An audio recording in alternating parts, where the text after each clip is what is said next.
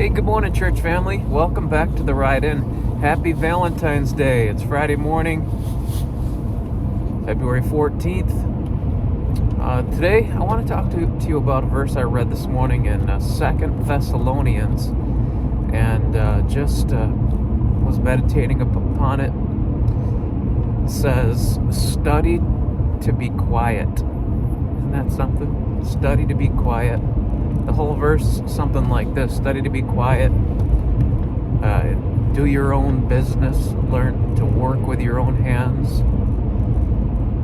I want to focus on that phrase, study to be quiet. The word study there means to be diligent about, to strive, to put forth an effort, to make it your aim. And then to be quiet, which speaks of a condition of peace and rest. And I think that's something that we all could benefit from putting forth some effort to do. It's kind of ironic that you're putting forth an effort to rest. You know what I mean? But I think that's something that we got to do on purpose, because we're so geared to just trying to manipulate life and to take matters into our own hands. And there are certainly times where we need to, in the context that God's given us responsibility. But I think more often than not, we need to realize that there's a ton of things that are out of our control.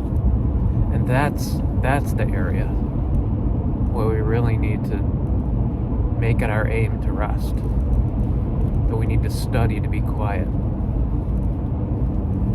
Where there's situations where we just don't need to run our mouth. We don't need to try to make something happen. It's out of our control. It's out of our realm. And we need to work hard at just taking a deep breath and stepping back and letting God do what He does. Trusting a situation to prayer, fasting maybe, letting God do a work. I was talking to an individual on Wednesday night about new Christians and just there's different things in people's lives that if we give them time, things that need to change, they'll catch on.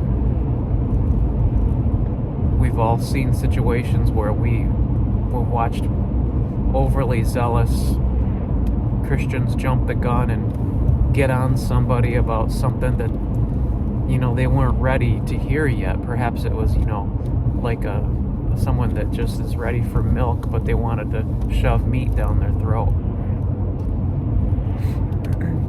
I realize there is a fine line there. It's a tightrope you walk in terms of working with people. There are times where we need to speak up, we need to engage, and we need to be proactive, but there's also many times where we need to let God do what He does. Something to think about today, Christian. Study to be quiet. Study to be quiet.